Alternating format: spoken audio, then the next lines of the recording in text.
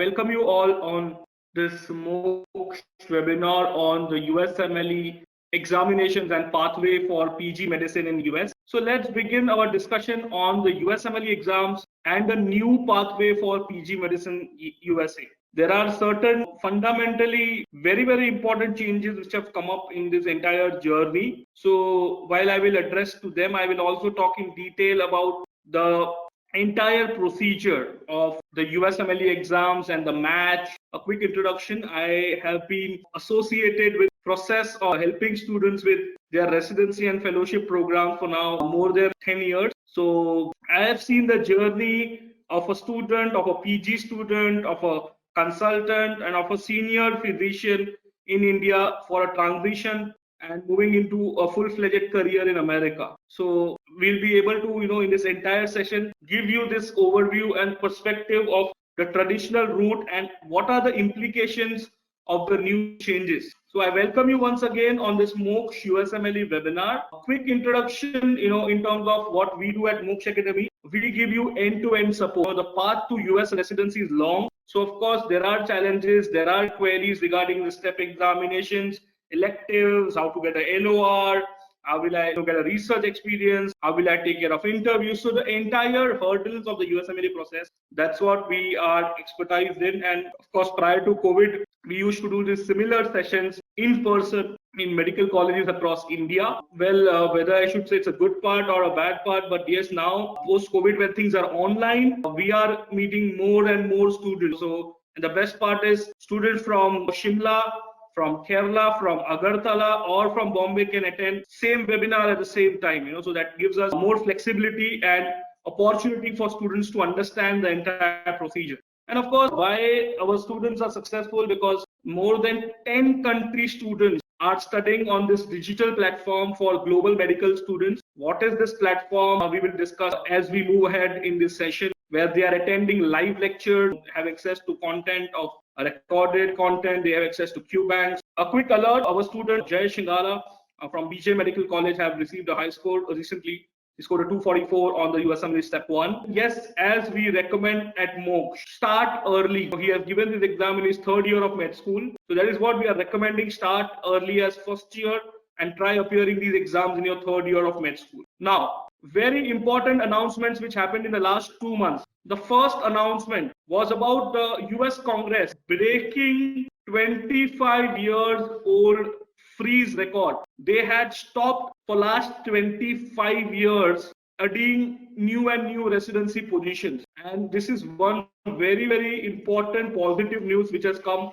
on December 23rd, that 1,000 new PG seats have been added for the next year's match, both in rural and urban areas of United States. So things are moving in the right direction for international medical graduates. We will be talking much in detail about the upcoming changes and the implications, but this one thing I would say is a good start for you to understand that things are on a positive note since the time Biden administration has taken over in the United States. Now, I get a lot of questions why IMGs are so important for the American healthcare system. Why am I recommending US and why not any other country at this point of time? The reality is 62% are primary care physicians. The share of female IMGs is on the rise. So there is much demand. Gender is neutral in case of US. In fact, last year's match, we had more female IMGs getting matched over male IMGs in India at least. About 1 in 3 IMGs call Sweet Sunny South their practice home. So IMGs matching work in Texas, Florida. Then the second best is the Northeast region, which is your New York, New Jersey. Then comes your Midwest and finally the West region. 22.7% of licensed doctors in America are international medical graduates.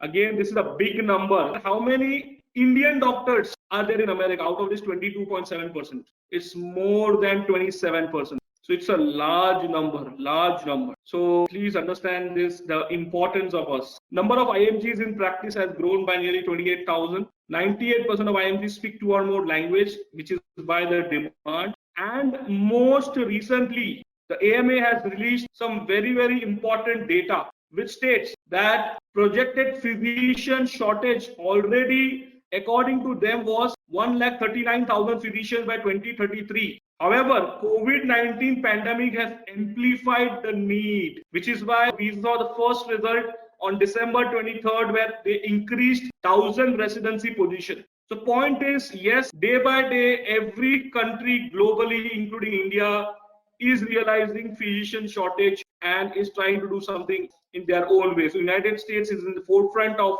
adding more and more residency positions in the coming years to come. So that is one important thing for you to understand. Now I get usual question, where do these IMGs work? So 33% of IMGs work in a hospital setting, 31% in group practice, that is what we call as polyclinics, 20% work in solo or a two-doctor setup, while the rest work in managed care, academic or unclassified setting, like a pediatric care or a geriatric care or in university. And finally, of course, 27% of IMGs are from India. That's one good thing to cheer. And followed by students from Philippines, Pakistan, Syria, Nigeria, China, Lebanon, UK, Germany, Russia, and Ukraine. So highest are the students from Indian medical schools in America. So that is something we should all be proud about. Why American healthcare system? Something very important for all of us to understand that American PG degrees are free of cost. Moment you hear about US, everybody feels it is expensive. No, moment you want to understand what is expensive,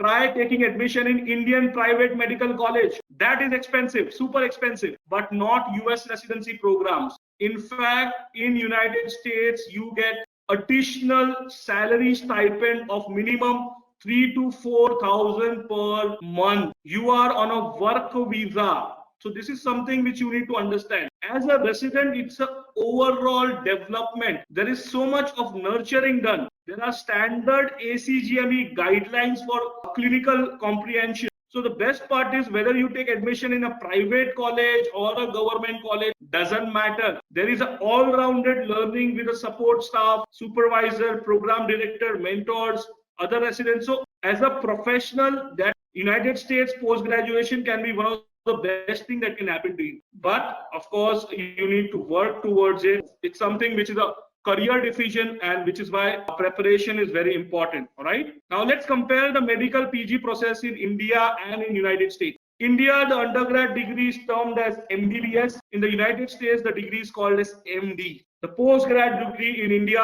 after MBBS is MD on the medicine side and MS on the surgical side. The super PG, after doing MD is DM cardiology in case of India, and in US it is a residency program. And in case of super specialization on the surgical side, those are MCH in terms of super specialization. The super specializations in India, which are DM and MCH, are called as fellowships in America. In the United States, both residency and fellowships are free of cost. You don't pay any tuition fee, all right? And more importantly, you need to understand, in case of India, there are multiple attempts for NEET. In case of USMLE, there is only one attempt if you pass and your scores are locked for 7 years. Of course, if you fail, there are 4 more attempts. But if you pass, only one attempt. Match ratio for students. In India, when 10 students apply, 1 gets a PG seat.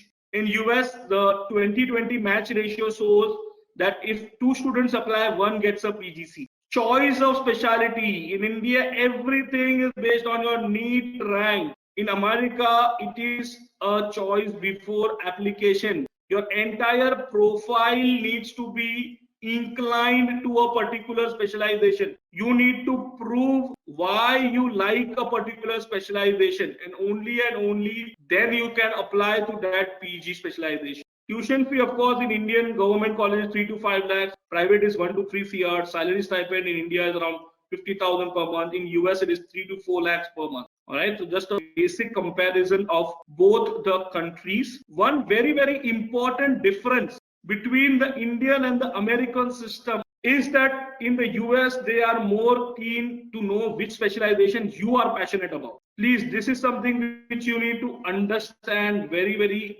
properly. In India, they are focused on your entire CV profile. Sorry, in the United States, they are focused on your entire CV profile, and they want you to apply to a specialization which you are passionate about. And how will you prove? By doing things in your CV to show that, yes, I genuinely like this specialization. In India, it is completely based on your NEET PG score. Okay, my rank is so and so. You let me know in your med school what will I get. So basically, whatever is available, you will pick it up. That's not how it works. one exam does not determine your entire career. It happens in India, but doesn't happen in United States. So this is one biggest change. But before I move forward, please understand that if you are applying for the United States residency, it is your entire profile in entirety which decides your career. In India, it's only one exam. Okay, it is currently NEET PG, and it's going to replace by the next examination. All right. So this is the biggest change which you need to understand, and your approach needs to change accordingly. You cannot utilize the fundamentals of writing and competing in Indian exams to the United States medical license exam. All right. Now, with this clarity, let us understand the medical licensing process in America. When you say you want to settle permanently, what you mean is you want to pick up one or two specialization. So you need to first decide which specialization are you guys interested in, and accordingly this plan will work for you. This is a 4-step plan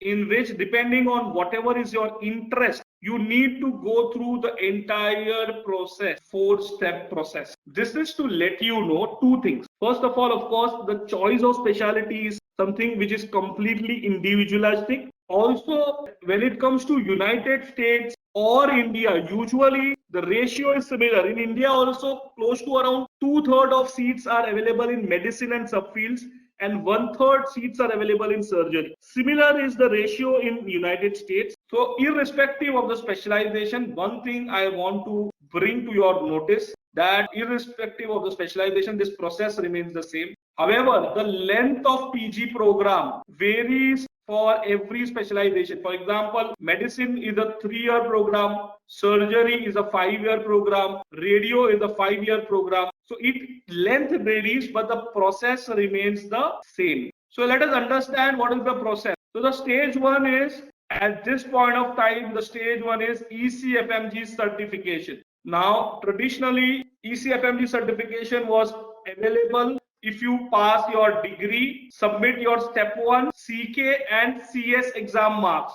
However, I'm sure all of you have heard in the news on 26 January that CS exam has been permanently cancelled. So now there are certain new pathway requirements which ECFMG announces from time to time. They announce it for 21, they are planning to announce for 2022 as well. So if you meet one of the requirement, you are still allowed to be ECFMG certified. CS is for good. It is not temporary arrangement. They have cancelled the CS exam forever. Forever they have cancelled it. And in place of that, they are planning to get certain new things. The CS exam was actually cancelled in May 2020 already. So in which ways nobody could give exam after May 2020. So all of them have to meet the pathway requirements. What are those pathways? Once you understand that, you will be furthermore clear. So now what I want to tell you is that your first target will be ECFMG certification, for which you need to prepare for your step 1 as early as first year, appear your step 1 in 3rd year, CK in internship year, and then you should get your home country license. That's the best deal for Indian students. Now, those who meet all of these requirements then participate in the ERAS application and the NRMP round to finally get a PG seat in America. Now, PG, as I told you, is for a period of 3 to 5 years. Medicine is a 3-year program. Surgery is a 5-year program. And you get paid during entire 3 years and entire 5 years. Once you complete your 3 years of medicine, you have to appear for a final exam the way it happens in India. Once you give this final exam, you have the opportunity to actually pick up 3 career pathways. Career pathway number 1. So yes, you can come back and work in India. Your degree will be equivalent to MD, MS in India, and you can directly start working without giving any exams. Second thing is, if you give your step 3 exam, you can start working in the American job market. Now, point is, the step 3 exam can be given before you start PG, during your PG, or after the PG. Indian students do not have patience. They usually give it before they apply for PG. Moreover, once the CS exam now has been cancelled, the ECFMG FAMER body mentioned that since the CS exam has been cancelled, they are going to focus on the integrated clinical questions which have been put on step 1. They have increased the number of communication skills items in step 1, and they are also going to see your step 3 scores. So which means for international students, step 3 becomes very important, because step 3 day 2 has a component called as clinical case simulation. So they are going to test your knowledge of CS in the CCS section of step 3. So imperatively now more and more IMGs will definitely give the step 3 exam before they apply for match. But technically you could give it during, after, or before the exam. So second option is you can start working in American job market. Third option is that you want to study further. So yes, you could do future fellowship. So after medicine, you could do your oncology, hemat-onco, your gastro, your cardio fellowships. So these are super PGs for a period of 1 to 3 years. So if you want to become a cardiologist, you do a 3-year of cardiovascular disease fellowship. And more importantly, during a residency, you are getting paid around 30 to 40 lakhs annually. During fellowship, you get paid about 75 to 80 lakhs annually, right? So your investment in a USMLE process is around 20 lakhs. This was 25 lakhs. Because of the CS cancellation, almost you are going to save 4 to 5 lakh rupees, right?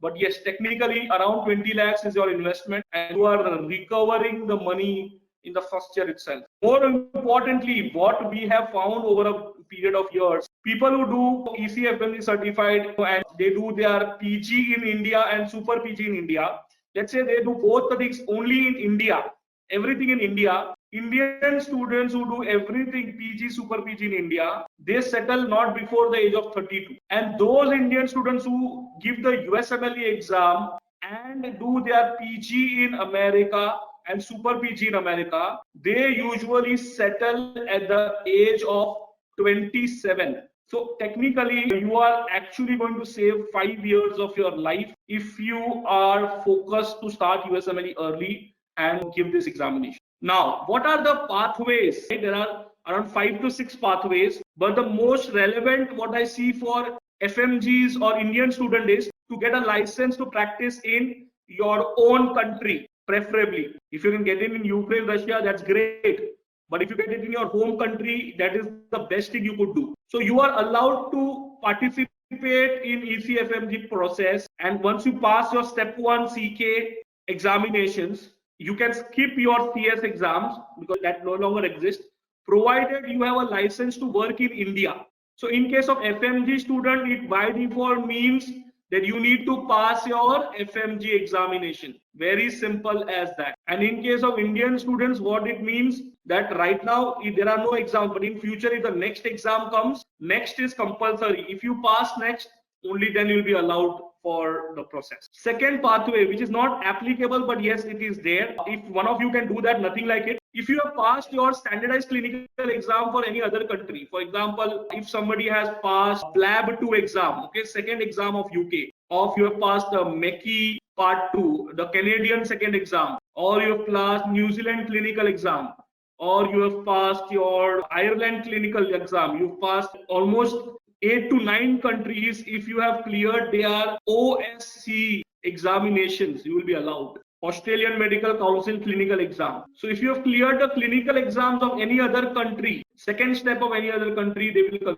consider it. Or you need to be studying in a medical school which is accredited by agency recognized by WFME. Sir, India is not recognized right now. So after 2023, there is a rumor going on. Indians cannot write the exam. Last 3 years pre-COVID, ECFMG head was in India. And there is a transition going on between MCI to NMC. And I hope you are aware how strong the Indian American community is and the demand. If you don't meet these criteria, it does not matter. As long as you meet any of these other criteria, these are not all criteria. So people who are spreading these false rumors, it does not matter. I will get my license in my country and I can still go. I can give a clinical exam of some other country, I can still go. So don't believe to anybody who tells you false information. This is not applicable in our country. These two, of course, are not applicable. These are some Middle East US university programs. So these two are not applicable for us actually. So this is something very important. Who should use this pathway? Right now, currently what ECFMG said,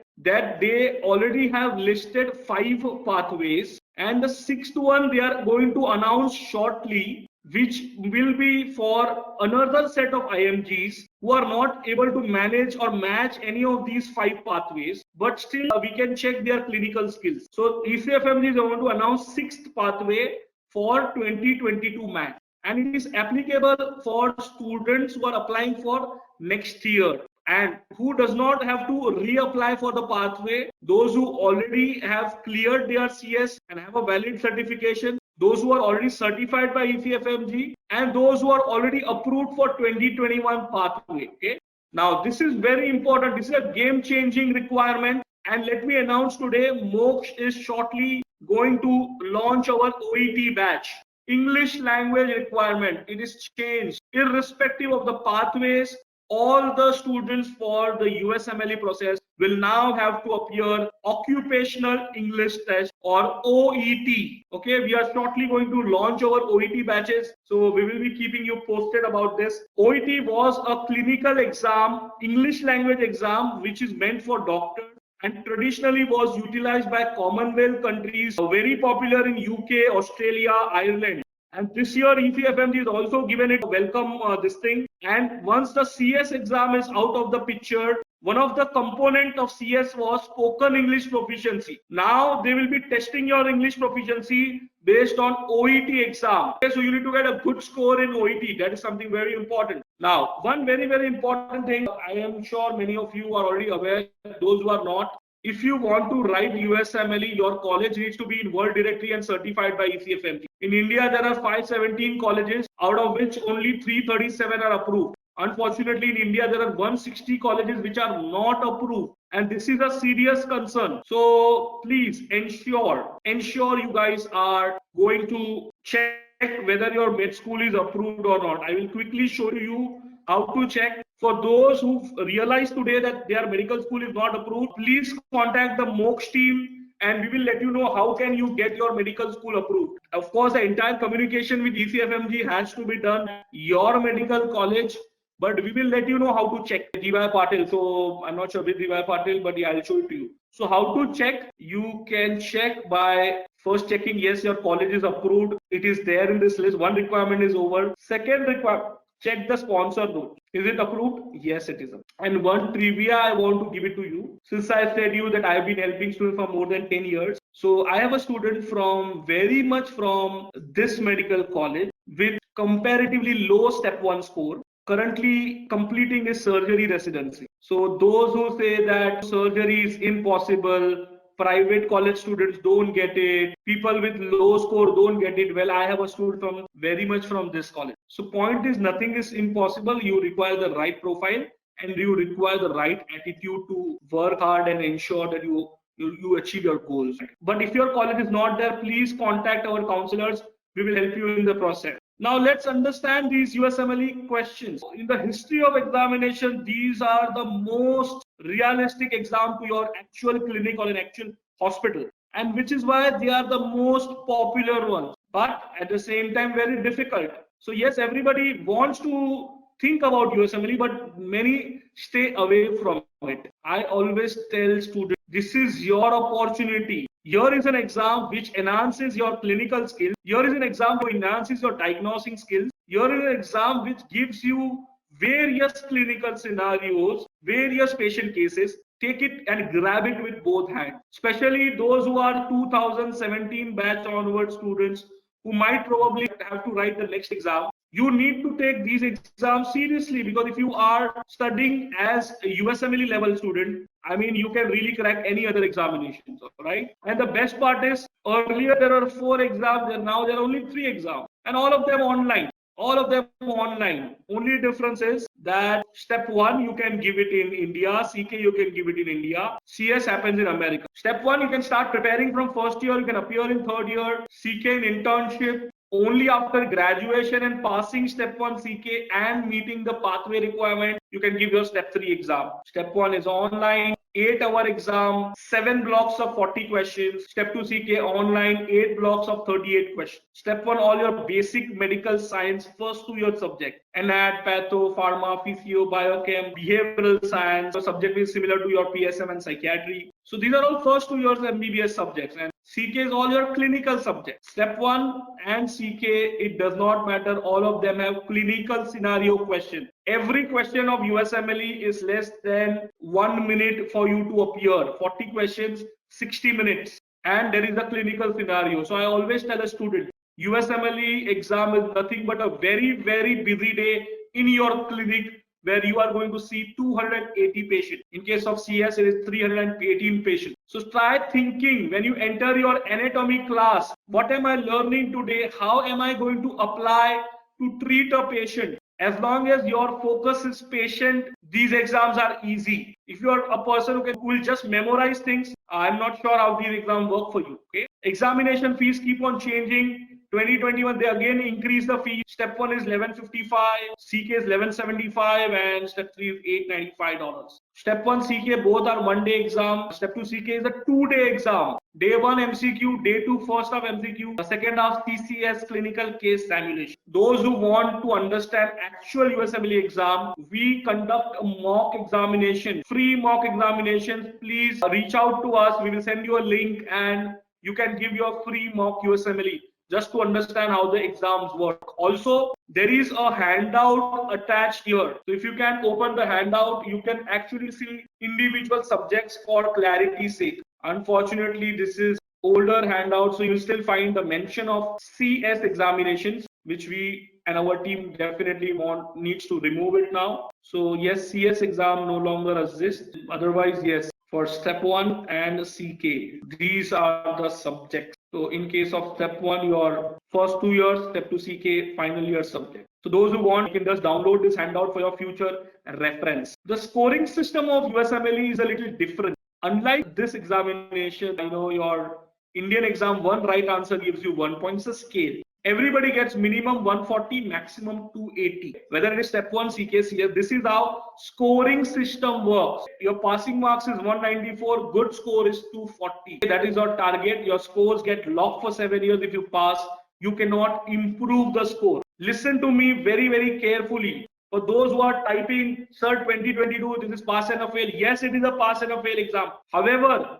what does that mean? They will only release whether you passed or not. The scoring scale is not changing. At this point of time, more than 75% students pass. We don't know once the exam becomes pass and a fail, will this decrease? Will this marking scheme increase? All they have said in 2022 is that they will not release how much of 3-digit score you got in your transcript. That's it. For CK, you still need to get your target of 240. For step 3, you need to get the target of 240. Usually what we have seen, if your 50% answers, 50 to 60% answers are right, that's when you pass. And if your 85 to 90% answers are right, that's when you get your 240 marks, okay? Again, it depends on a lot of factors. For example, one of the factor is, have you attempted each and every question? If you leave incomplete blocks, again, your points go down. So there are a lot of factors involved. And when we do the study strategy session, we'll be discussing that much in detail. But what I want to enhance and emphasize by this, that this is a serious exam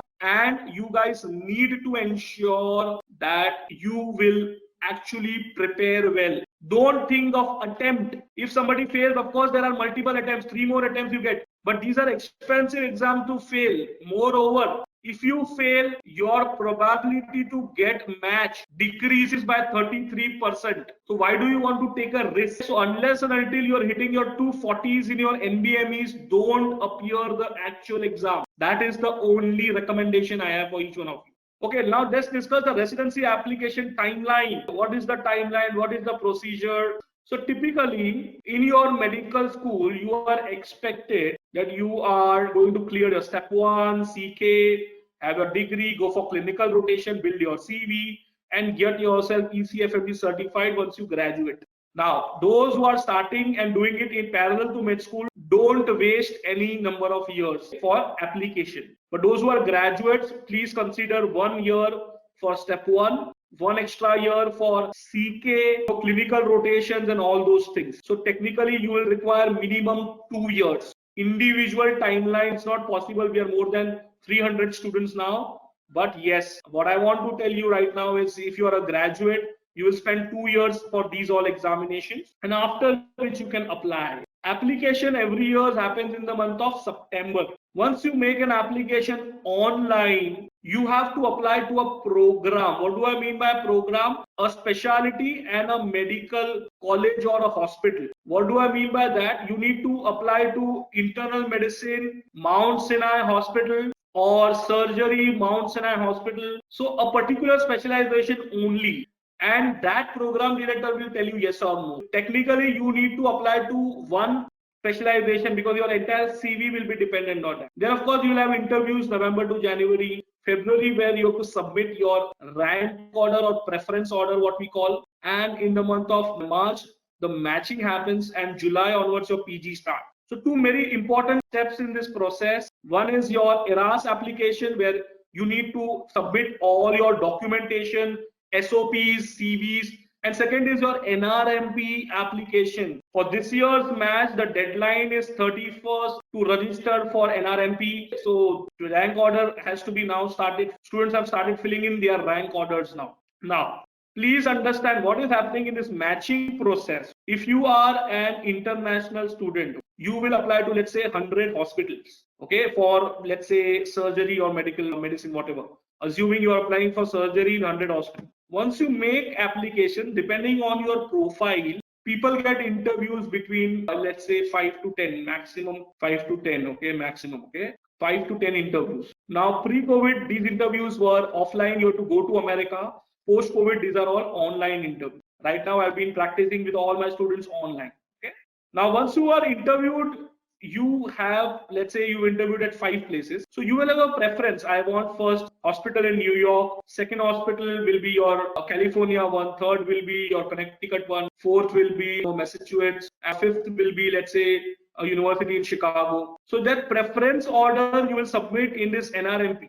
Similarly, let's say the hospital in New York, they have interviewed more than, let's say, 100 candidates, and they will have 40 seats. So they will also submit their rank 1, 2, 3, 4, what we call it merit list in India. They will also submit the same to NRMP body. So if you have selected this hospital at one number and even the hospital selects you in the top-notch rank order, you get matched and you can start your PG from July onwards. If the matching does not happen, you are unmatched and you participate in the SOAP. That's the last round for admission. Okay.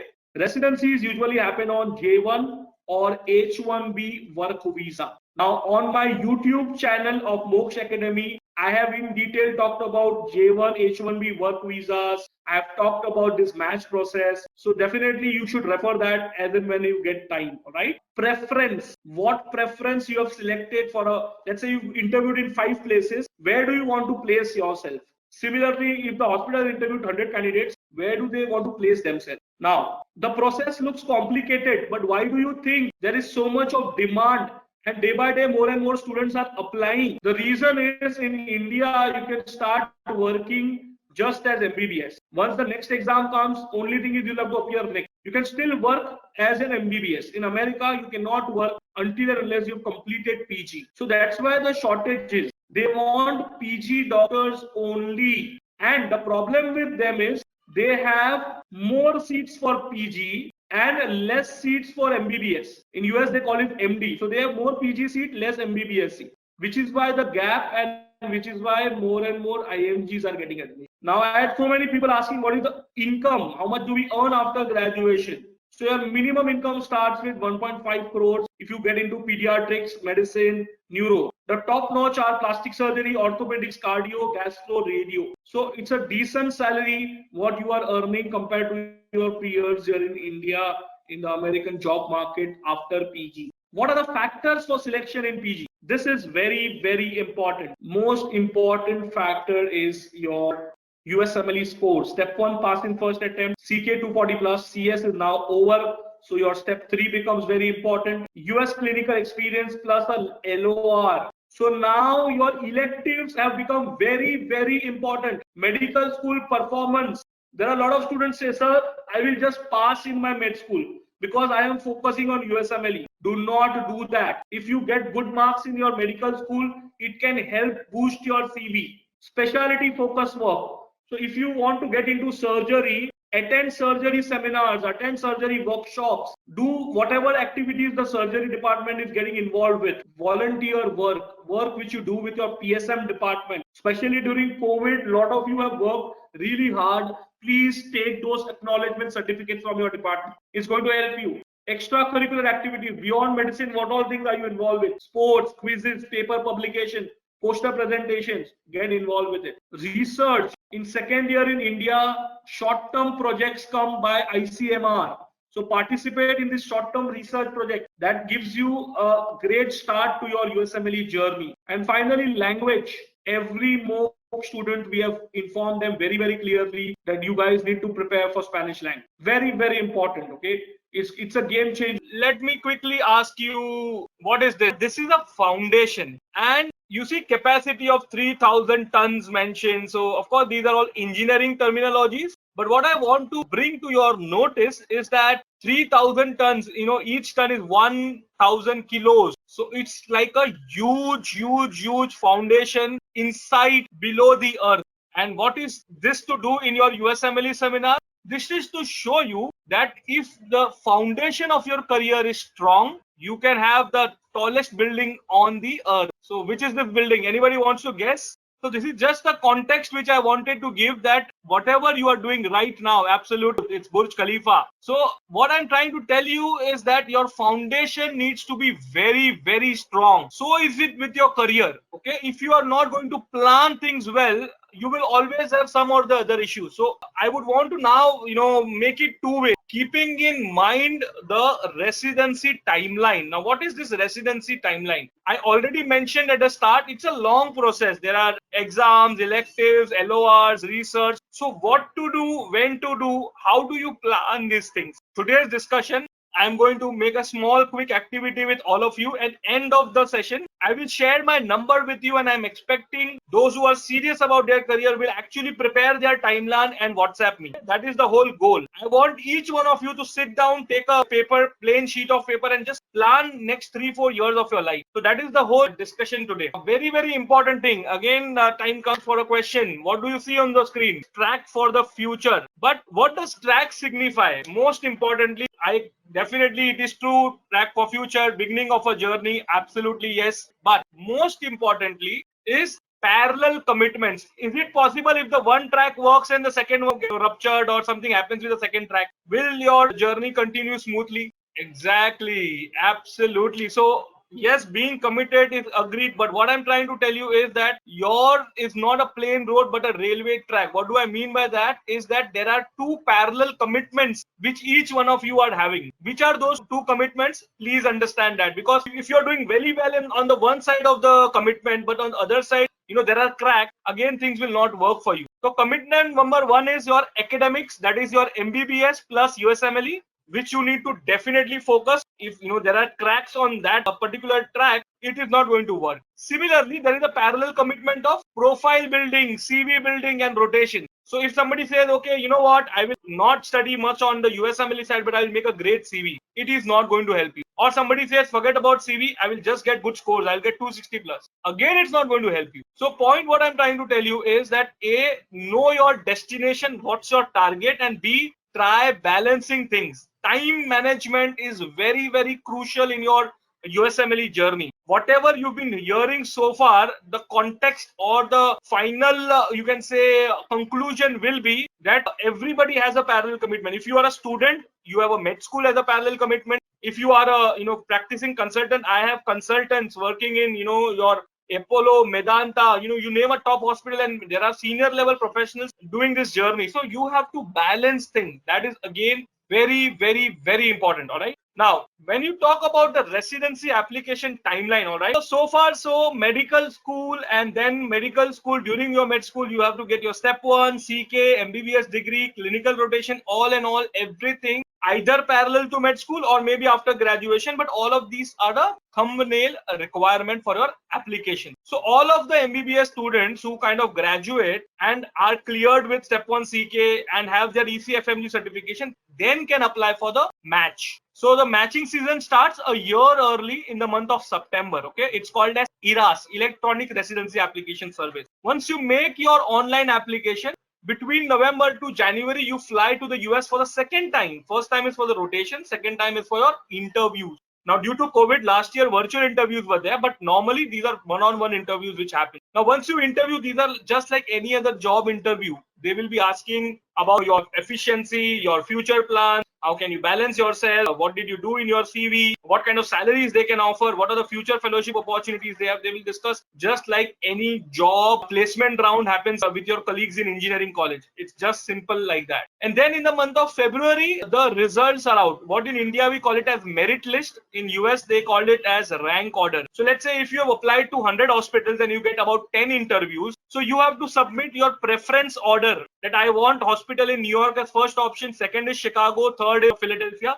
So that order you submit in the month of February. Similarly, every hospital might have interviewed about not less than 50 to 100 candidates. So even they submit their own kind of a checklist out there in the month of February. And in the month of March is when the matching happens. So if you like a hospital and hospital also prefers you as a candidate, you get matched. So they offer you a contract subject to you joining in the month of July. So your visa procedure begins, and from July onwards, you start your PG, that is your residency. So residency is nothing but doing a post graduation. I hope everybody on this panel is very, very clearly aware that post graduation in America is a very, very, you can say, similar to doing a job. Doing a PG in America is just equal to doing a job there.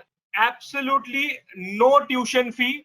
Absolutely no tuition fee. So those who are marking 50 lakhs, 1 crore, no, there is not a single rupee fees. 50 lakhs and 1 crores, these kind of fees are there in Indian private medical colleges. All right. So your target year of admission is called as your match year, the year in which you get selected. So that all of us needs to be planned and be clear that, okay, if I want to start my PG in so and so year, what should be my backward planning? That is the discussion today. Okay, it is very important that you understand that a lot of new terminologies which you will be hearing during the session today. Definitely come back to us whenever you have future queries, and we will be helping you. But broadly, my today's discussion is to make you all of you aware which year July will you start your PG, when will you match, which year March, which year September will you apply. So what are the logic towards it? That is what we will discuss now. So broadly, please understand the USMLE exam timeline as well. All of you, again, I am going to reiterate why prepare from first year. The logic is going to be very simple. If I am a first, second, third year student, right away,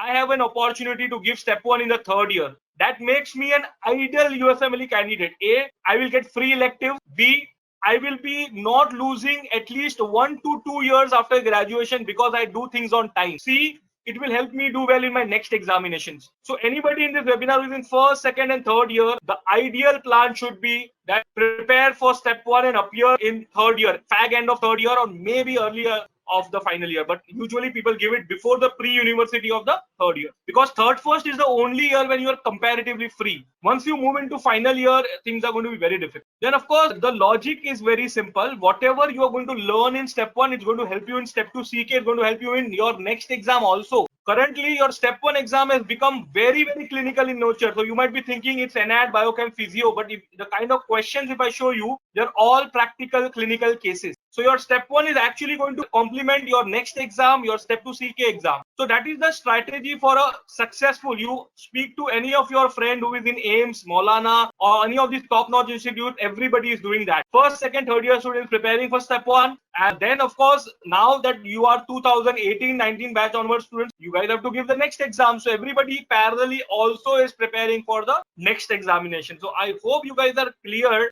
that the next exam will be all the subjects together, although the questions will be only from clinical subjects, but you are expected to appear one exam which is comprehensive of all the subjects, wherein USMLE is broken into parts. Your first 2-year portion are expected and you can appear right away after your second year, and your final exam you can appear after internship year. So that is something each one of you need to plan. What are subjects for CK? CK subjects are all final year clinical subjects. Step 1 are first 2 years of subjects, and CK are your final year subjects. Coming back to you, discussion is not about me, it's about you. How to make your own timeline. So first of all, target residency match year. Find out that which year do you want to match. Usually after graduation, after 1 year, so let's say if you're graduating in 2022, so target yourself to match in, let's say assumption is 2023 or 2024. Then you have to do your backward planning. USMLE is all about backward planning because there is no fixed date when the exams happen. Exams happen throughout the year. So your planning used to be August to August, August to August. I'll tell you how. So as you can see here, the backward integration of -1 year for application. So let's say if you're going to match in 2024, you have to give 1 year for application, as we understood that. I'll show you to you over the map as well.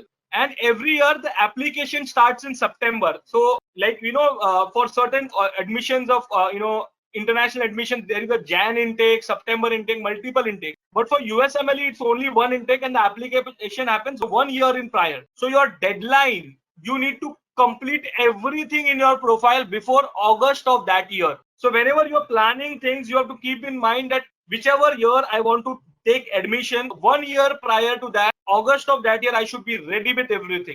And depending whether you are a medical student or a graduate, your plans have to be very clear about your step examination. I will show you how. So your 0 year is your year 4. Year 4 is ultimately your targeted year. What is this year 4? The year in which you are going to get your residency. 4 years from now, you will definitely, everybody will get a residency. That is the minimum I'm saying. And let's say the start point I'm considering is 3rd year of med school. Okay, assumption is 3rd year of med school. All of you are in 3rd year of med school. So how should be your planning done?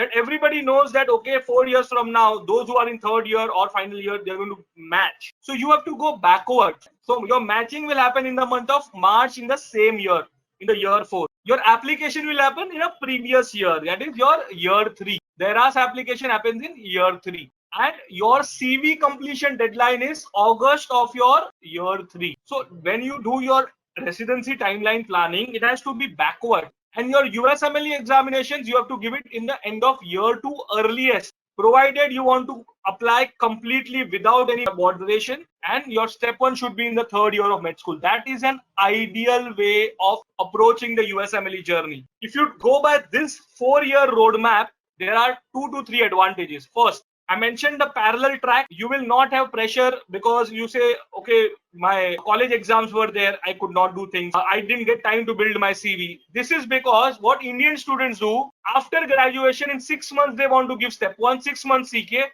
and do things very fast. So doing things faster, you are going to damage your parallel track of CV building. You are going to actually rush to your step 1 score and definitely not get a good score. So these are few things which you need to always keep in mind. If you are going to rush, USMLE is not the game for you. USMLE is going to be beneficial to you only and only if you plan systematically. I will again give you with a very, very simple example. Let's say there is a student, okay, and this is exactly, you take a screenshot of this page, and I would want each one of you to come back to me end of this day that this is my residency timeline. I want you to WhatsApp me. So let's say somebody who says, okay, I want to start my residency or PG in America from July 2024. What will be his or her deadline? Let us understand that. So the residency starts in July 2024. So when does the application happen? 1 year in prior. So when is that? September 2023. So everybody who is going to start their PG in July 2024, they are very clear that they need to be ready with step 1, CK, possibly step 3, graduation, as well as the CV by September 2023. What is the deadline for CV? August 2023. What is the USMLE step 2 CK deadline? On a safer side. Again, I always consider the safer deadlines because you never know how your plan changes, and these buffer months which I have provided actually helps you a lot. Whenever I do timeline planning for my students, I always give buffer months. And then your step 1 deadline is August 2021. So 1 month from now. So those who are going to actually start their PG from 2024 on a safer side, this should be your timeline. Having said that, let's say you are a graduate, there are no parallel commitments. Yes, then in which case there is a possibility that maybe by March of next year you give your step 1 and March of 2023 you give your CK. There is still a possibility. But all of you need to write this. So take a screenshot of this page and decide which year you want to start your PG and plan things accordingly. This is going to be very, very important. So I would request each one of you that if you can actually take a screenshot of this page and come up with your timeline. Okay. Now, some of you might be asked, what about clinical rotation? What about my graduation? So let me tell you let me quickly highlight and show it to you where all these things come. So this is the period. So if you are going to be, or if you are in the final year, okay, I mentioned about the parallel track. So in the final year, you might have to parallel to your CK or parallel to your step 1, you will have to manage your rotation. If you are already a graduate, you still have to go for clerkship. Many of you who are graduate and are considering, similar kind of a timeline want to apply by August 2023, even with the step 3 score. Step 3 is not compulsory, but if you wish to apply, there is a possibility. So my point, what I'm trying to tell you is write it down. Unless you write and give yourself milestones or deadlines, it's not going to work. You need to very clearly know what am I going to do and when. Yesterday, I got a call from a student that, when do I work around research and when do I work on my clinical rotation? I have no clarity. His idea was that by next year, July, I will give my step 1 and then I will start. That is too late. You cannot do or not even you are giving these exams on the one hand. You need to parallelly work on your CV and whatever opportunities which come on your way. So keep looking for those opportunities. Do participate in inter-medical college events. Do participate in certain student organizations which conduct these kind of events, and ultimately any effort which you make during your med school. Again, pandemic time, I know there are issues, but my idea is that do not apply half-heartedly. That is the biggest challenge I have with each one of. Okay, my concern is very, very simple. Those who are clear, I want you to take a screenshot and then plan things and send it to me, your timeline. I will share my number with you. But those who are not clear, I will tell you the next step. You can schedule a personalized counseling session with me. You can attend a Moksh live lecture for USMLE. You can get access to use USMLE free trial login or a step 1 mock test. But very important that you plan well. I always tell my students, do not go for matching. It is okay to postpone your plan for 1 year, but do not apply for the matching if you are not ready. It is like going for a war. If you are not ready with your arms and ammunition, it's not going to help. Now, this is something which I am saying based on my experience of dealing with almost for last about 10 to 12 years. And, I've personally seen matching hundreds of IMGs. So these are few things which are common in all the cases of all possible IMGs. So let me quickly let you know what are the success mantras for each of the IMGs. So first mantra is start early. There is no, if somebody tells me when do I start my USMLE preparation, my answer is today. There is no better day than today. All right. So you need to immediately start preparing right away. I would request you to quickly begin your journey. Any questions you have, reach out to us at the Moksh team and our Moksh team will help you. Second is don't procrastinate. It is said, right? So kal kare so aaj kare so ab. That is the reality. If you think that, okay, one fine day I will start my journey, you are already too late. Believe me, there are your batchmates across India due to COVID. Some of them are just sulking, but others have equally taken advantage. They knew there's a gap. They are all preparing for USMLE. Many of them have given the step 1 exam in this lockdown period. They took advantage of this time that, okay, there's nothing much to do. Everything is online. Why don't I give my step 1? And that is what people have done. So don't procrastinate your plan. Utilize your time well. I already told you it's all about time management. Everything. I always tell to my students that who succeeds in USMLE, it's not the topper of the medical school. It is somebody who is very good at time management. You might be the GS, you might be, the topper of your med school, a gold medalist. But if you cannot manage time well, you are not going to succeed in USMLE. Be consistent. A lot of you replied, right? A long journey. Absolutely. Yes. That's the reason I said railway track. Parallel commitments. And most importantly, you require a lot of patience. Success is there. There is always, what we call as a silver lining, in the cloud. But you should have that patience, because a lot of times I've seen people give up so easily. We are unfortunately in a generation where, people want things faster. And USMLE, as I again remember the foundation, Burj Khalifa, 3,000-ton foundation. That's when you see the biggest building on this earth. So you need to create as well. Your career foundation has to be equally strong, so that you can actually, work around any career pathways you want in your life, whether it's medicine or surgery, whether it is PG in India, US, doesn't matter. So guys, I hope you are all ready. Are you ready? Yes, no? So if you are, you will share your residency timeline. This is my number. WhatsApp me your timeline and we will discuss much in detail. All right. Why is Spanish language important for CV? So imagine somebody working in your OPD and has no knowledge of Marathi language.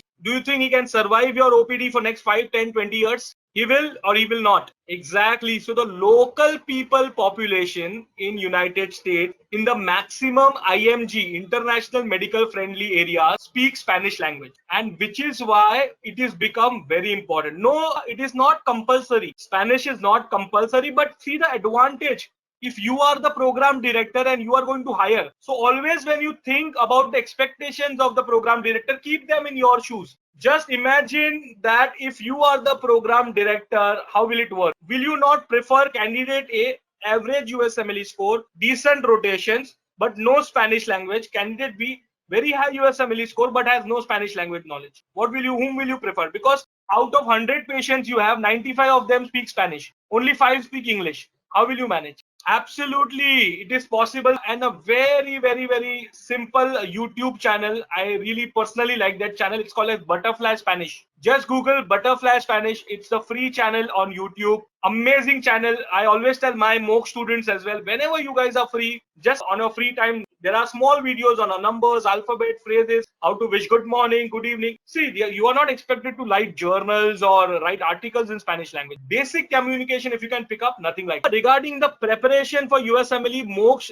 our team helps you with the same. You should attend the MOOCs live lectures. I will invite you. Our academic advisor Dr. Achala, she is conducting a session on 28th, so I actually invite you to attend that session as well. So you're welcome to attend that session and get an experience of how MOOCs prepares you for the USMLE and what kind of MCQ and academic advising and mentorship our team does. So you can definitely attend our live lecture and you will get a complete clarity of how the MOOCs platform works. MOOCs has an online portal on which almost students from 10 different countries. So we have people from South America, Russia, Ukraine, China, from United States, Canada, everybody preparing on this common platform. Our faculties are also from different parts of the world.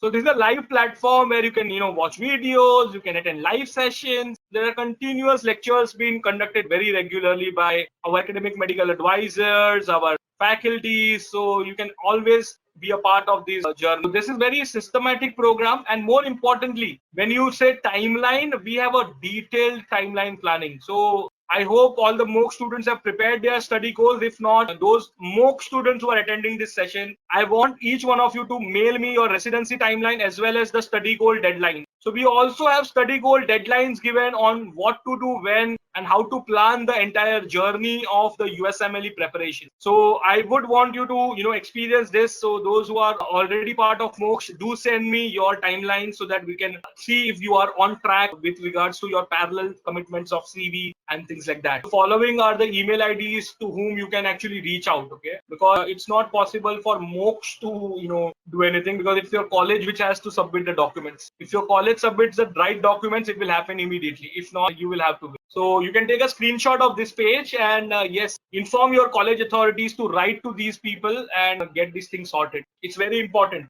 Only then you can write your USMLE. Can I write my step 1 during my first part of internship and then go for electives in the second half? Yes, you can. But keep in mind, you will require minimum 6 to 8 months to prepare for step 1. Plus, elective applications also need to be done at least 6 to 8 months in advance. And by any chance, the months which you are applying, because elective, what happens is you have to apply for a specific month. And the months in which you are applying, if the seats are not available, then you might have to extend your internship. Be ready with that. Now, with the next and the new rules coming up, we don't know how the extension thing will work out, because the new NMC rule said you cannot extend more than 2 years. So how will your college plan things out? So we do check with your college whether they allow extension, yes or no, and things like that. Because earlier, there was absolutely no problem. People used to extend their internship for 2 to 3 years. But now with the new NMC rules, extensions, when you go for electives, you'll have to first check with your medical school and only then take any call, all right? What is the time for clinical electives? It is in the internship. I am in my final year. How to get ECFMG registration? ECFMG registration is not important right now. Have you prepared for your step one? Because ECFMG registration is just a form filling criteria. Okay, when you register for a step one exam, in the same time you can do it. And this certificate of ECFMG you don't get right now. You will get it only after you pass your step one CK and you get your degree. So first question to you, have you prepared for step one? Because when you prepare for step one parallelly, then you can do your registration. Right now, don't be worried about registration, be worried about how well your preparation for step one going on. Okay, and connect with my counselors to help you with that. Because all the most counselors, we help them with the ECFMG registration and step one exam form filling. That's not a problem. Where should we add the US clinical rotation in our timeline? There is a separate column of work experience in your ERAS application. In the work experience part, these rotations come because those are hands-on experience. Can you elaborate about research, fellowship, rotations?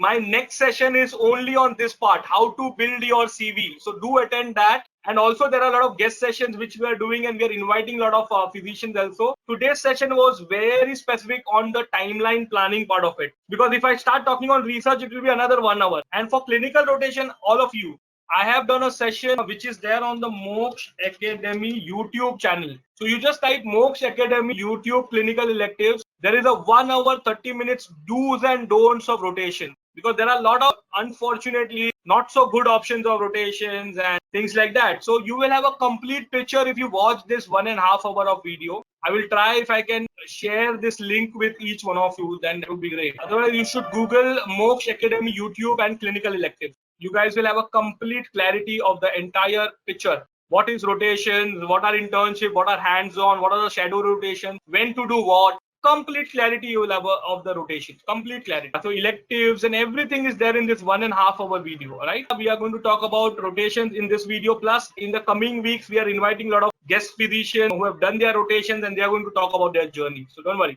I am a graduate preparing for step one. Plan to give step one. When are you planning? Plan to give step one by January. When can I give CK? By which year can I apply for rotation? So if you already are graduate, how it will work is, moment you give your step one, do two things. One, parallelly prepare for CK and also apply for your rotation, because it is not fixed that when will you get your rotations. All right. So for the match, you should earliest try for 2023. But ensure you are doing your step one exam only when your NBM is say 240. Don't assume that now it is pass and a fail. So as long as I pass, it is okay. Don't be on that assumption side. Okay. Thoroughly give your step one. Once your NBME says 240, get your 240 plus score in CK. If possible, give and apply with your step 3 score.